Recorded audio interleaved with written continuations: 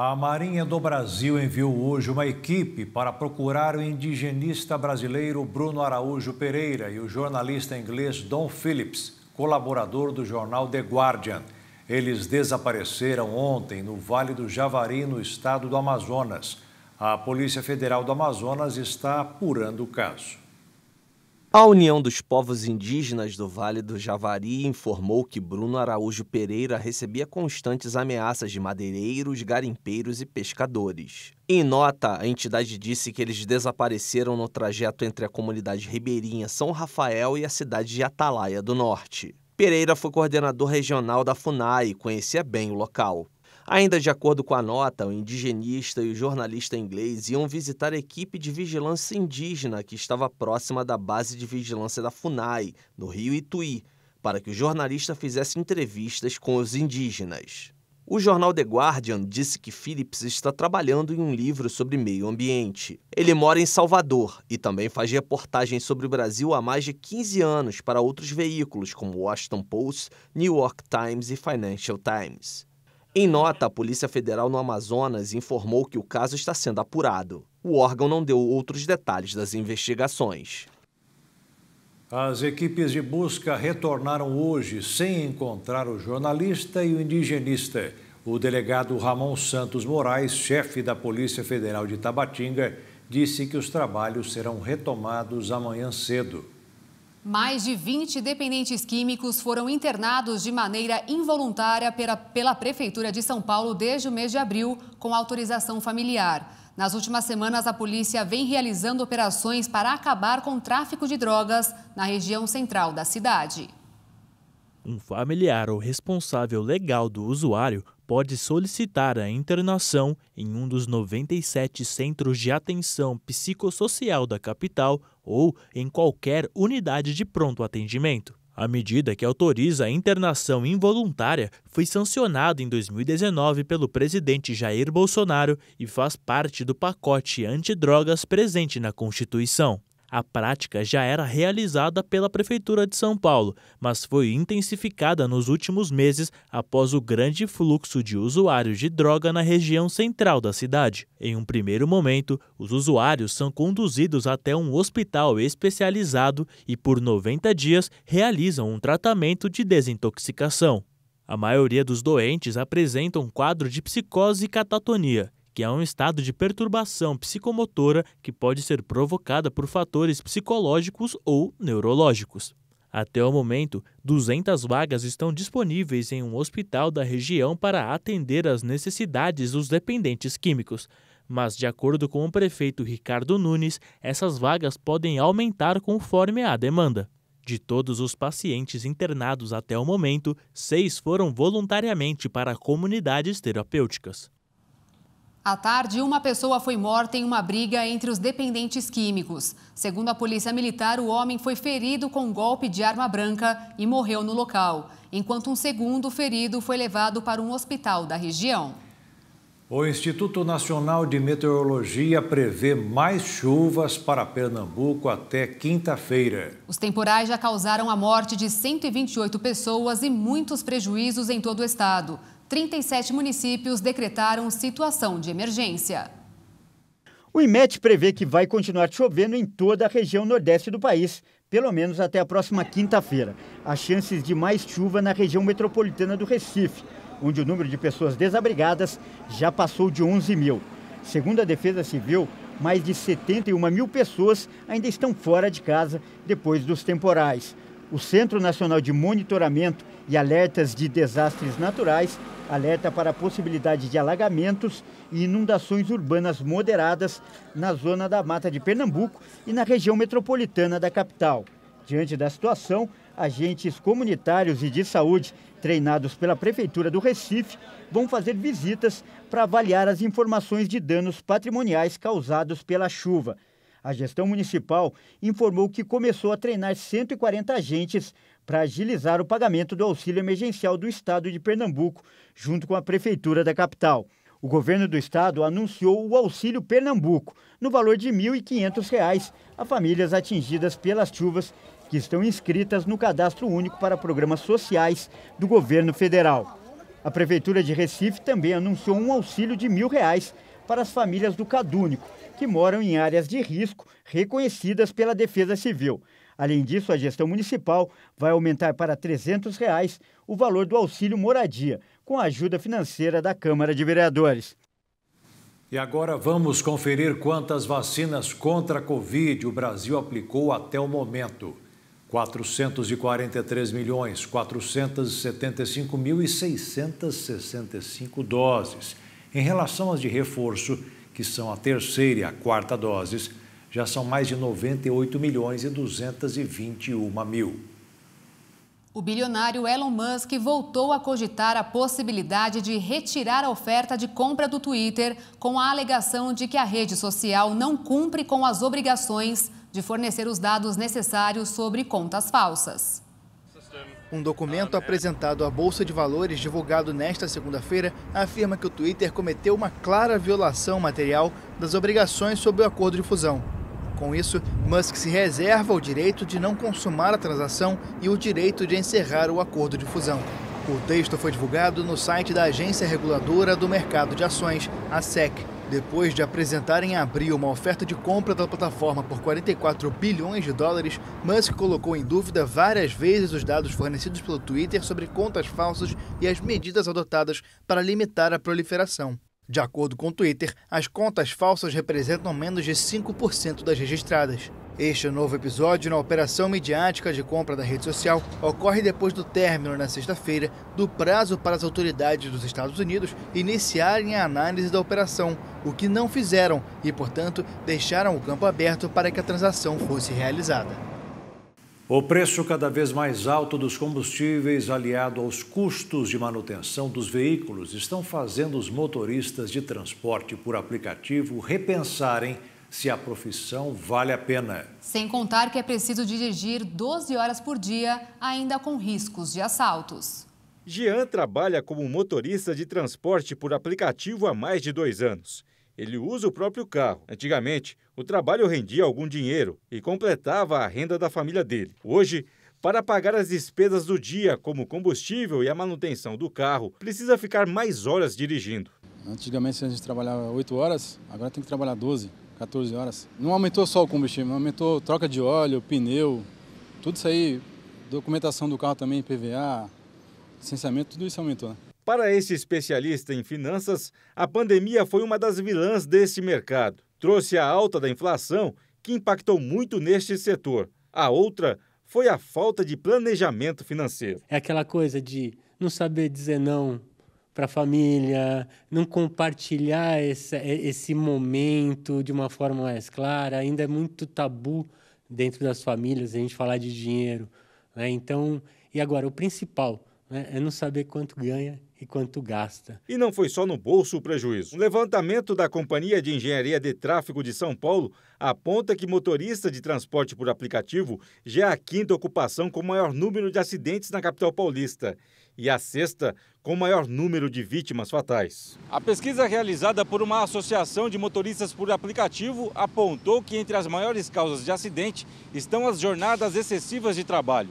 Muitos profissionais precisam emendar dias e noites para poderem pagar as despesas com gasolina e até manutenção do veículo. A empresa, ele é uma empresa individual, né? Mas os custos dele também se correlacionam com os custos familiares. Então, quando você vê, realmente a conta muitas vezes não bate. Fatores que também trazem problemas sérios de saúde para esses profissionais. E aí o que acontece? Ele não consegue, às vezes, render o tanto que ele gostaria, né? E aí ele começa a trabalhar horas ininterruptas, que vai acarretar um problema emocional, vai acarretar vários problemas na família também, e pode até chegar a um quadro depressivo. Que aí fica pior, né? Porque vai ficar acamado, ou vai ficar isolado e não vai conseguir trabalhar. O Jean já está pensando se vale a pena continuar na profissão. Muitos motoristas desistiram porque não está compensando, principalmente quem trabalha com carro alugado. A gente não compensa. Você se deslocar 4, 5 km para chegar até o passageiro e depois ele fazer uma corrida que vai rodar 3 km. Para a gente que é motorista sobra R$ 6,10. E o Brasil gerou quase 200 mil empregos com carteira assinada em abril desse ano. No entanto, o número é um acumulado geral dos 4 primeiros meses em relação com o mesmo período do ano passado. O número representa uma alta em relação às 88 mil vagas criadas em março. No final do mês de abril, o país registrava mais de 41 milhões de empregos com carteira assinada. Isso representa aumento na comparação com o mesmo mês do ano passado, quando o resultado foi de 38 milhões e 800 mil vagas preenchidas. Com mais de 117 mil admissões, o setor de serviços foi o responsável por puxar a alta de contratações, consolidando sua recuperação no período pós-pandemia. Já os setores do comércio, indústria e construção geraram em média 28 mil empregos. Embora os bons índices de abril, o país gerou aproximadamente 125 mil vagas de emprego a menos que no ano passado, onde 894 mil pessoas foram recolocadas no mercado de trabalho, contra 770 mil desse ano. Esses índices fizeram a taxa de desemprego no Brasil cair para pouco mais de 10%, sendo o menor número desde 2016. Mesmo com as contratações em massa, o desemprego ainda atinge 11 milhões e 300 mil brasileiros. E durante a divulgação desses dados, o secretário executivo do Ministério do Trabalho e Previdência, Bruno Dalcomo, disse que a expectativa do governo para este ano é que sejam criados de 1,5 milhão a 2 milhões de empregos com carteira assinada. Segundo ele, esse deverá ser o melhor número da série histórica de empregos formais. Começando mais uma semana no mercado financeiro, o dólar fechou em alta, com os investidores de olho em dados que podem dar pistas sobre a direção dos juros pelo mundo. O recuo da moeda norte-americana, a alta da moeda norte-americana foi de 0,35%, encerrando cotada em R$ 4,79 na venda. A Bolsa de Valores caiu 0,82%, com 110.185 pontos. A Agência Nacional de Aviação Civil aprovou hoje os editais e contratos para a concessão de 15 aeroportos e marcou o leilão desses terminais para o dia 18 de agosto. Entre eles está o de Congonhas, em São Paulo, o segundo mais movimentado do país, pelo qual passam cerca de 22 milhões e 700 mil passageiros por ano. A concessão foi autorizada no dia 1º de junho pelo Tribunal de Contas da União. Segundo a ANAC, os investimentos nos 15 aeroportos deverão chegar a 7 bilhões e 300 milhões de reais. O governo divulgou hoje um pacote de até 90 bilhões de reais em crédito a pequenas e microempresas este ano. O valor exato ainda está sendo calculado. Os créditos serão distribuídos via Programa Nacional de Apoio às Microempresas e Empresas de Pequeno Porte e através do Programa Emergencial de Acesso ao Crédito. As pequenas e médias empresas respondem por 27% da economia do país. Desta vez, o microempreendedor individual também será beneficiado. E já que estamos falando sobre empreendedorismo, na próxima sexta-feira termina a campanha do Sebrae para a renegociação de dívidas da pandemia para micro e pequenas empresas. Até março, a inadimplência atingiu 5% dos negócios.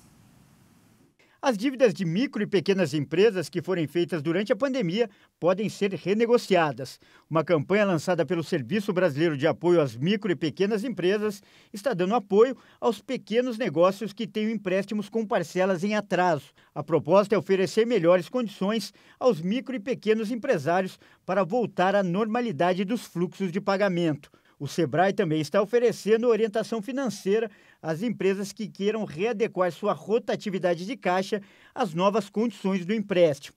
Em 2021, o saldo de crédito para pequenos negócios foi de quase 358 bilhões e meio de reais. E até março deste ano, a taxa de inadimplência tinha chegado a 5%. A campanha nacional de renegociação de dívidas conta com o apoio de instituições parceiras, como a Serasa, o Banco do Brasil, a Caixa Econômica Federal e outros bancos. A estimativa é beneficiar cerca de 14 mil empresas, entre microempreendedores individuais, microempresas e empresas de pequeno porte. Vamos apoiar não só nesse momento, mas em todo o restante do ano, para que a gente possa fazer com que essas empresas consigam acessar o crédito e também ter as suas condições de vida financeira estabelecida. Muito oportuno para que a gente continue mantendo os nossos funcionários as portas abertas, né? Então, assim, não tem outra alternativa. O Brasil já começou a usar um avanço na medicina de diagnósticos que consegue detectar cerca de 50 doenças nos recém-nascidos.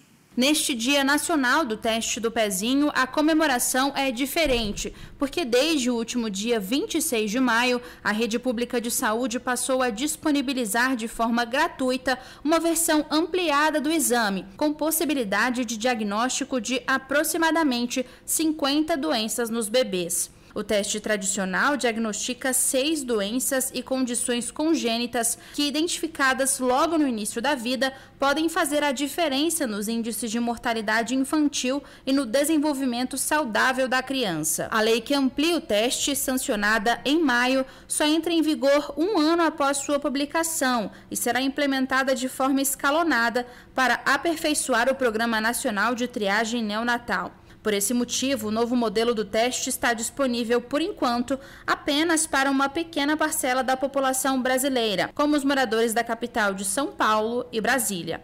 Vale lembrar que o teste do pezinho é obrigatório e deve ser realizado em todos os recém-nascidos. E a coleta para o exame deve ocorrer preferencialmente a partir de 48 horas até o 5º dia de vida do bebê. Ele é realizado em unidades de saúde e maternidades de todo o país. Caso o resultado demonstre a existência de alguma das doenças detectáveis, a família é contatada pelo Serviço de Referência em Triagem Neonatal para a realização de novos exames. O teste é coletado na rede pública de forma gratuita desde a triagem, confirmação, diagnóstico e tratamento para uma série de condições. E nas últimas 24 horas, o Brasil contabilizou 36 mortes e 14.844 novos casos de Covid, de acordo com o Ministério da Saúde. Dos mais de 31 milhões e 195 mil diagnósticos, mais de 30 milhões e 101 mil pessoas se recuperaram e mais de 426 mil seguem em acompanhamento. Os servidores empregados públicos, contratados temporários e estagiários do INSS retornaram ao trabalho presencial nesta segunda-feira. As atividades que foram suspensas em 2020 em razão da pandemia de Covid-19 começaram a voltar gradualmente desde o ano passado, mediante agendamento prévio. A portaria publicada pelo órgão no Diário Oficial da União também dispensou o uso de máscara de proteção facial nas unidades do Instituto. 20 mulheres foram vítimas de feminicídio somente este ano no estado de Mato Grosso do Sul. Na capital Campo Grande, o número de casos aumentou mais de 20% em relação ao ano passado. E muitas vezes, as crianças veem tudo. De janeiro a maio deste ano, 19 mulheres foram assassinadas no estado vítimas de feminicídio. Deste total, 5 em Campo Grande. E apenas uma das vítimas da capital tinha medida protetiva. Por isso que eu ressalto que a importância do pedido de medidas protetivas não é um mero papel como a gente costuma ouvir por aí. Pelo contrário, é uma decisão judicial que impede o agressor de chegar próximo à vítima, né? Ou mesmo do afastamento do lar dele. E com isso, se ele quebrar essa decisão judicial, cabe prisão para esse autor. Em todo o ano de 2021, foram 33 feminicídios no estado, sendo 2 na capital. A delegada adjunta explica que existe a preocupação em acolher os órfãos do feminicídio para tentar minimizar as sequelas. Além do trauma de perderem a mãe, muitas crianças presenciaram os crimes. A Defensoria Pública do Estado e o Ministério Público possuem projetos que vão dar o acolhimento aos órfãos do feminicídio. Porque se essas crianças não receberem esse tratamento, elas podem se tornar adultos ou agressores ou, sendo menina, entender que aquela agressão é permitida. A Lei Maria da Penha foi sancionada em 2006 contendo mecanismos para prevenir e coibir a violência doméstica e familiar contra a mulher. E há 7 anos foi aprovada a Lei do Feminicídio, que prevê punição mais rigorosa para o agressor. Deixou de ser homicídio simples para ser qualificado. Desde que a lei entrou em vigor no Brasil em 2015 até maio deste ano, 231 mulheres foram vítimas de feminicídio em Mato Grosso do Sul, 48 só na capital. Os casos de violência doméstica aumentaram em Mato Grosso do Sul. Foram notificados 4.920 casos nos 5 primeiros meses deste ano. Em 2021, foram 4.508 ocorrências. Só na capital, este ano, foram 2.833 agressões contra as mulheres, número 21% maior do que no mesmo período do ano passado, quando foram 2.337 casos. O caminho para prevenir o feminicídio é a denúncia. Ao sinal de qualquer humilhação, de qualquer violência, por menor que essa vítima entenda que essa violência seja, que ela compareça à delegacia e relate o caso. E se fosse a necessidade de pedir medidas protetivas, solicitar tais medidas. Para quê? Para que a gente evite o pior crime, que é o feminicídio. Depois de ter recuperado terreno em algumas partes do país, nesta segunda-feira a situação se agravou para o exército ucraniano na região leste do território invadido pelos russos. O presidente da Ucrânia, Volodymyr Zelensky, esteve na linha de frente do combate para acompanhar a situação de seu exército. As tropas russas avançam sobre Severodonetsk, no leste da Ucrânia. Esta cidade, considerada estratégica, vem sendo bombardeada há semanas pela artilharia russa. O presidente ucraniano Volodymyr Zelensky disse nesta segunda-feira que as forças ucranianas que defendem a cidade estão resistindo, mas que os russos são mais numerosos e mais poderosos. O presidente visitou a frente no leste no domingo para verificar pessoalmente a situação operacional do exército ucraniano. Estávamos em Lysychansk, estávamos em Soledar. Estou orgulhoso de todos que conheci, com quem me comuniquei e apoiei. De acordo com Zelensky, entre 10 e 15 mil civis permanecem em Severodonetsk, a maior cidade que permanece sob controle ucraniano na região de Luhansk. O governador da região, Sergei Gaidai, disse também nesta segunda-feira que a situação piorou para o exército ucraniano, apesar de um contra-ataque que recuperou o controle de metade da cidade. As autoridades ucranianas dizem que o conflito com a Rússia se transformou em uma guerra de desgaste e que eles precisam de envio constante de ajuda militar até derrotar o exército russo. De acordo com Kiev, as tropas de Moscou já ocupam 1/5 do território ucraniano.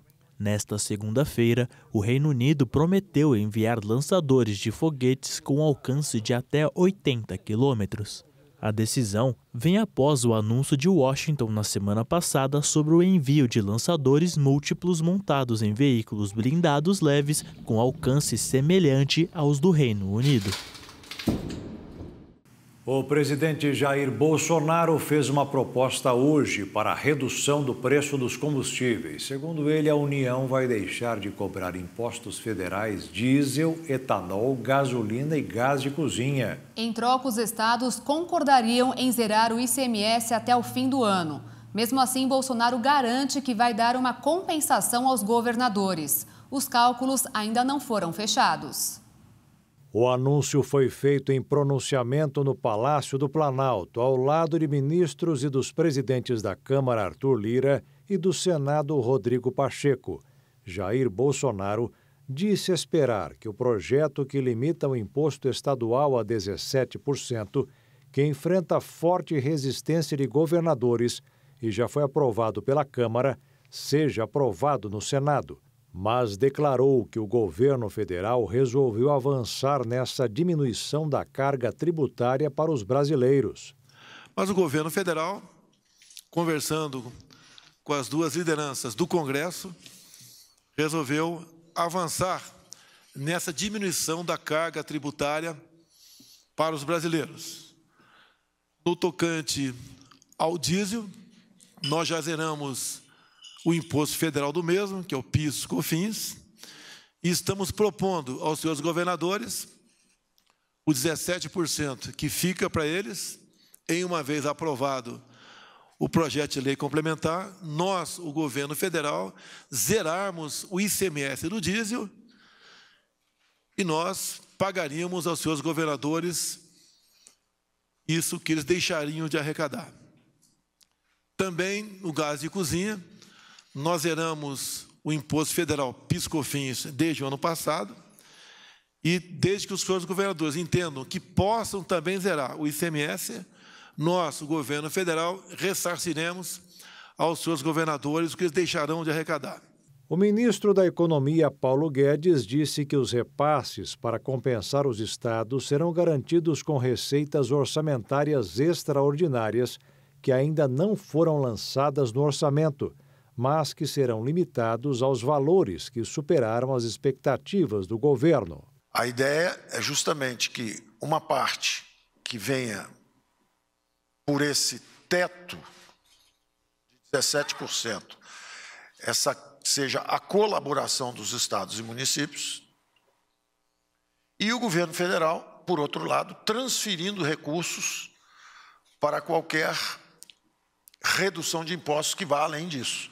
Então, se vai haver uma redução de diesel, se vai haver uma redução dos impostos federais também, como a CID e PIS/COFINS, nessa PEC dos combustíveis e da energia, o governo federal se dispõe a transferir recursos, que é uma forma de fazer o repasse para estados e municípios, ressarcindo, transferindo receitas para que eles, então, possam reduzir. O presidente da Câmara, Arthur Lira, afirmou após a reunião que, para aprovar a medida, será preciso agora concluir o eventual acordo entre União e estados. E o presidente do Senado, Rodrigo Pacheco, disse que espera que muito brevemente haja uma definição sobre o relatório da proposta. A previsão inicial é de que o relator Fernando Bezerra entregue o documento nesta terça-feira. O ministro da Saúde, Marcelo Queiroga, afirmou em nota técnica que as medidas como o uso de máscaras e o distanciamento social devem ser encorajados neste momento, diante do aumento de casos de Covid-19. A orientação está no ofício que liberou a vacina contra a Covid-19 para pessoas com 50 anos ou mais, publicado no último sábado, elaborado pela Secretaria Extraordinária de Enfrentamento à Doença. Queiroga, inclusive, foi contaminado em setembro nos Estados Unidos quando viajou com o presidente Jair Bolsonaro para Nova York para a 76ª Assembleia Geral da ONU e cumpriu a quarentena de 14 dias, como era exigido naquele momento no país. Além de tomar a vacina, o ministro já prepara uma medida provisória para suprimir o artigo 2º da lei que regulamenta a compra de imunizantes por entidades privadas no Brasil. Aqueles acima de 50 anos, na segunda semana de junho, já haverá uma nota técnica do Ministério autorizando essa vacinação. Queiroga ainda falou que o uso da máscara deve ser estimulado, mas criticou a obrigatoriedade. Todas essas políticas públicas inúteis, colocadas em prática por secretários de saúde e prefeitos que não conseguem resolver os problemas, acaba caindo no colo do Ministério, que é quem tem que adotar as políticas públicas para fazer a diferença. Quase metade dos clientes de planos de saúde estão fazendo manobras no orçamento para conseguir pagar as prestações. Quando não é suficiente simplesmente economizar nas compras do supermercado, a alternativa tem sido fazer pesquisas e trocar de operadora.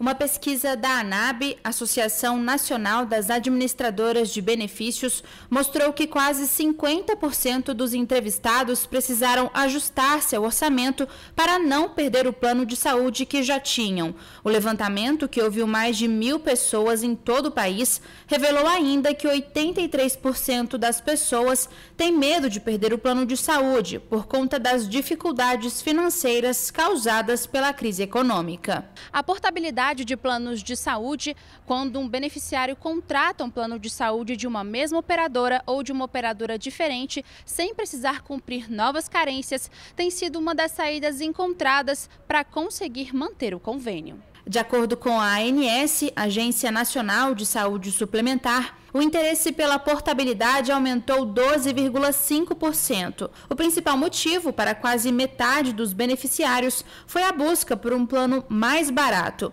Pelas contas, a procura deverá aumentar, porque no mês passado a ANS autorizou um reajuste de 15,5% para os planos individuais e familiar. E mesmo sendo o máximo de correção, será o maior da história do setor para essa categoria de cobertura. Este economista diz que momentos de crise exigem que as famílias façam redução de gastos, mas neste caso, muitas pessoas tiveram que fazer a maior manobra possível para não ficar sem um plano de saúde em meio à pandemia da Covid-19. Momentos de crise econômica e desemprego em alta costumam exigir das famílias que reduzam os seus gastos para compensar perda de receitas.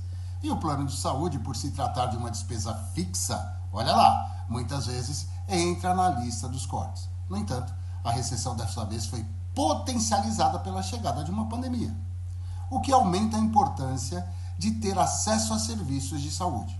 Para não ficar sem proteção nesse momento, há algumas medidas que aumentam a importância de ter acesso aos serviços de saúde. Então vamos lá, para não ficar sem a proteção nesse momento, algumas medidas que podem ajudar a reduzir o valor do plano. Entre elas, como já dissemos, a portabilidade ou o downgrade. Isso é a troca da modalidade atual por uma mais barata dentro da mesma operadora. E olha, faça pesquisa dos preços de mercado. Ainda segundo o levantamento da ANAB, entre os que não têm plano de saúde, 83% consideraram que ele é necessário. E entre os que são usuários exclusivos do SUS, 68% precisaram de algum tipo de atendimento médico em 2021, mas relataram dificuldade no acesso. Já para 88% das pessoas ouvidas, a necessidade de assistência médica permaneceu a mesma ou aumentou durante a pandemia. Por falar em orçamento, o governo reduziu o corte para ajustar as suas contas ao teto de gastos. No mês passado, o anúncio foi de uma baixa de 8 bilhões e 200 milhões de reais nos gastos. Hoje, de 6 bilhões e 300 milhões. Segundo o Ministério da Economia, para chegar ao novo valor, será utilizada a reserva feita para o reajuste dos servidores públicos. A questão do salário do funcionalismo ficou para ser resolvida até o fim deste mês. 4 em cada 10 queixas feitas à Anatel são por cobranças indevidas nas faturas. Para evitar surpresas na hora de pagar uma conta, o consumidor deve se atentar a alguns fatores que muitas vezes passam despercebidos. As operadoras de telecomunicações foram o segundo maior alvo de reclamações na plataforma consumidor.gov.br no ano passado, ficando apenas atrás do setor de bancos e financeiras. A cobrança de um valor não consentida pelo consumidor e débitos com descrições de serviço diferente do combinado estão entre os principais erros cometidos pelas operadoras. Por isso, é necessário estar atento aos preços promocionais que muitas vezes são oferecidos em um valor baixo e cobrados mais caro do que o acordado. O consumidor também deve se atentar aos valores vindos por aplicativos de jogos pagos, cursos de idiomas, quiz e notícias, pois a inclusão desses serviços, sem autorização, é uma das cobranças indevidas mais comuns. Além disso, outro erro é a cobrança indevida de pacote de dados de internet. Por esse motivo, é fundamental anotar os protocolos de ligações realizadas para contratar planos e produtos oferecidos por essas operadoras. Ao constatar diferença no valor de uma fatura, o consumidor deve entrar em contato com o saque da empresa para solicitar a correção, que deve ser feita em até 5 dias úteis. Caso contrário, o site Consumidor ou Procon da região devem ser acionados. O consumidor pode economizar pelo menos 34,97% na compra da cesta básica, dependendo do estabelecimento de escolha em Dourados, Mato Grosso do Sul. Em Dourados, o PROCON, Programa Municipal de Proteção e Defesa do Consumidor, realizou no dia 1º de junho pesquisa de preços dos produtos que compõem a cesta básica em 12 supermercados da cidade. Nesta pesquisa, foram coletados preços de 29 itens, sendo considerados para levantamento produtos pré-definidos. Os produtos apresentaram variação significativa de um estabelecimento para o outro. Porque teve alguns produtos que vieram ao longo do ano passado e no começo desse ano apresentando alta, né? Os produtos, por exemplo, hortifruti granzeiro. Mas agora houve uma pequena, ligeira queda, né? Então isso já é satisfatório. Os produtos que apresentaram as maiores diferenças foram: o extrato de tomate 340 gramas teve diferença de 364,34%.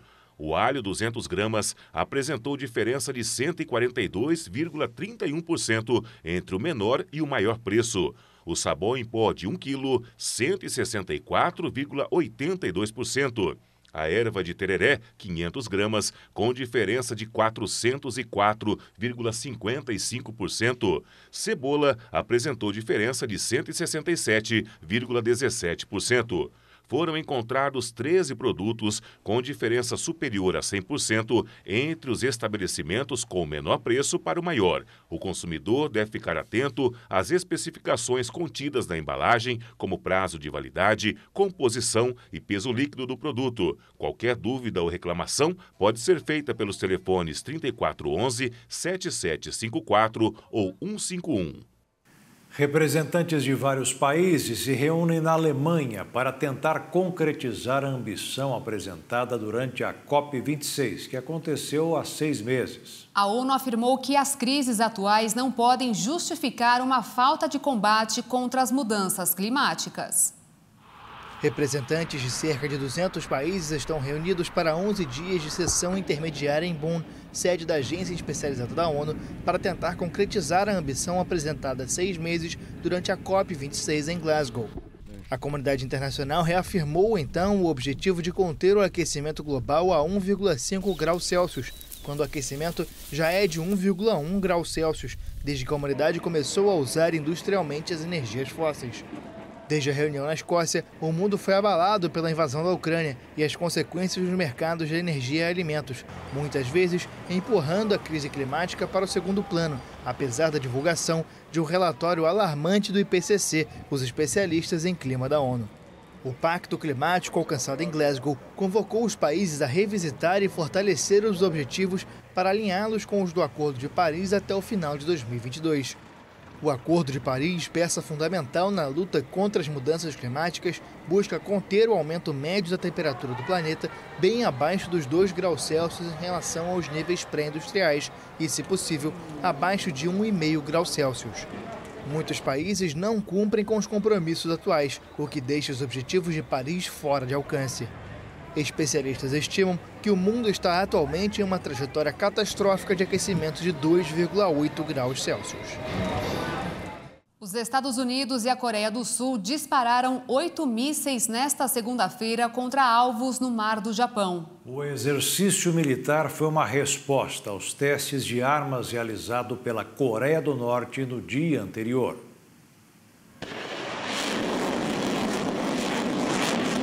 Coreia do Sul e Estados Unidos dispararam nesta segunda-feira 8 mísseis balísticos em resposta aos testes de armas da Coreia do Norte no domingo. O Estado-Maior Conjunto Sul-Coreano afirmou que os aliados lançaram mísseis terra-a-terra do sistema ATACMS contra alvos no Mar do Leste, também conhecido como Mar do Japão. A ação de 10 minutos aconteceu um dia depois de Pyongyang ter lançado 8 mísseis balísticos de curto alcance após exercícios conjuntos entre Estados Unidos e Coreia do Sul, que mobilizaram um porta-aviões. O Comando Indo-Pacífico dos Estados Unidos afirmou que foram lançados um míssil americano e 8 sul-coreanos a partir do nordeste da Coreia do Sul durante o exercício, que tinha o objetivo de demonstrar a capacidade de responder rapidamente a momentos de crise. O regime norte-coreano intensificou o programa de desenvolvimento de armas em 2022, apesar das sanções econômicas contra Pyongyang.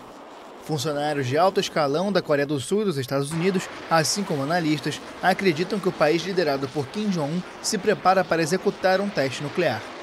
Os disparos desta segunda representam a segunda demonstração de força conjunta entre Seul e Washington desde a posse do novo presidente sul-coreano Yoon Suk-yeol, que defende uma postura mais firme contra Pyongyang.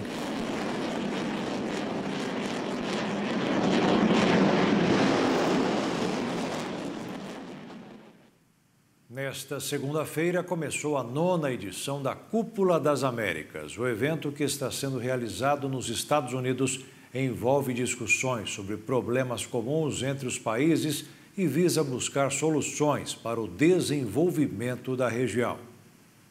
O evento, que pretende reunir líderes dos mais de 30 países das Américas, tem como objetivo debater assuntos como a imigração, competição com a China na região e comércio, além de um esforço conjunto para realocar os negócios entre os países mais próximos. Porém, o primeiro dia da edição, que pretendia ser um ponto crucial de discussão entre as nações, não foi como esperado. A Casa Branca impediu a participação de países como Cuba, Nicarágua e Venezuela, o que causou a revolta de diversos países do continente e, por isso, o evento sofreu boicote de algumas lideranças latino-americanas. Para o Brasil, a edição da Cúpula das Américas pode ser aproveitada de alguma forma.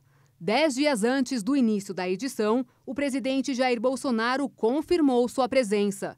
O chefe de Estado brasileiro poderá ter o seu primeiro encontro com o presidente norte-americano Joe Biden. A última reunião, que ocorreu em Lima, no Peru, em 2018, não contou com a participação do então presidente americano Donald Trump. Essa edição marca o retorno da cúpula aos Estados Unidos depois de quase 20 anos da primeira reunião, em 1994, em Miami.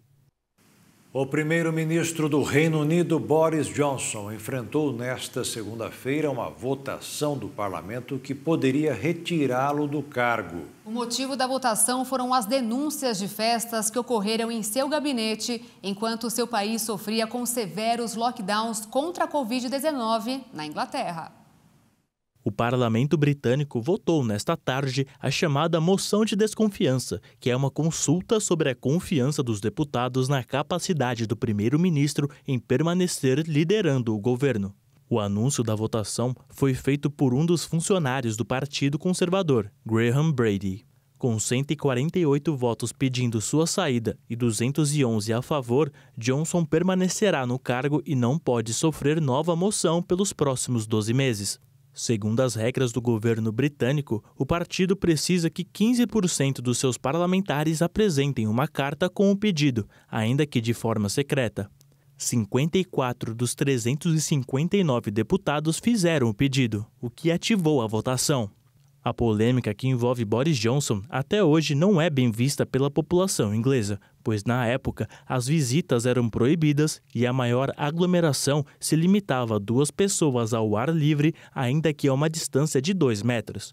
De acordo com as pesquisas, apenas 27% defendem a permanência do premier no cargo. Além disso, o discurso de Johnson durante os meses de acusação não foi convincente, ainda mais por este ter sido apenas mais um entre os eventos que ele é suspeito de ter organizado em momentos de proibição.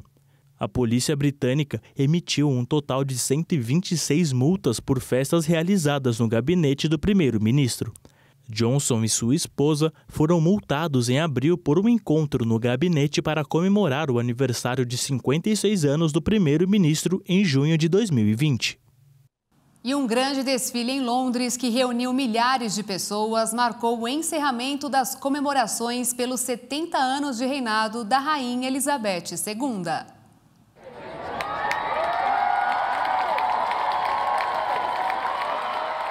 A Rainha Elizabeth II fez uma aparição surpresa neste domingo na varanda do Palácio de Buckingham para acenar para a multidão no último dia de comemorações por seus 70 anos de reinado. Vestida de verde, a soberana de 96 anos, ausente da maioria dos eventos de seu jubileu de platina, apareceu acompanhada de seus herdeiros Charles e William, com suas mulheres e filhos, antes do hino britânico God Save the Queen. Para muitos ficou a impressão que as comemorações marcam o fim de uma era, após um reinado sem precedentes que começou em 6 de fevereiro de 1952, em um Reino Unido que ainda era um império colonial em recuperação do pós-guerra. Os participantes das festividades tinham consciência da dimensão histórica do momento. Nunca um monarca britânico reinou por tanto tempo e é improvável que esse recorde de 70 anos seja quebrado no futuro, dada a idade de seus herdeiros.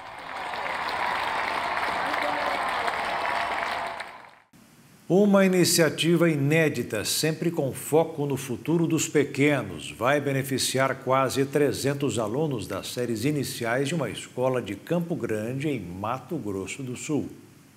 Atenção, senhores leitores. Quem lê viaja. É uma viagem a jato. O Eduardo, de 6 aninhos, já sabe disso. A gente pode descobrir, assim, as coisas, saber o que a gente está fazendo. Esses aviões representam a descoberta de novos lugares. É justamente o que a leitura proporciona.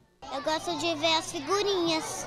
Esta escola particular no bairro Vilas Boas, em Campo Grande, percebeu que muitos alunos estavam com dificuldade de leitura. O livro desperta essa sensação de estar viajando. Você não precisa sair de um lugar para conhecer novos lugares. Você tem, através do livro e da imaginação, essa possibilidade de conhecer novos lugares e, ao mesmo tempo que isso está acontecendo, a aprendizagem, a leitura vai sendo desenvolvida. A pedagoga Camila virou a comissária de bordo para servir os passageiros da escola com vários livros. Isso tem tudo a ver com a pandemia. Na verdade, nós sentimos essa defasagem com os alunos maiores, os alunos de 3º e 4º ano. E para que agora, daqui para frente, a gente não sinta mais essa dificuldade na leitura com as crianças, nós começamos do começo, que é na alfabetização, no 1º ano, esse projeto da leitura. Como essa viagem é longa, os alunos vão registrar em um passaporte todos os livros que eles lerem até o final deste ano.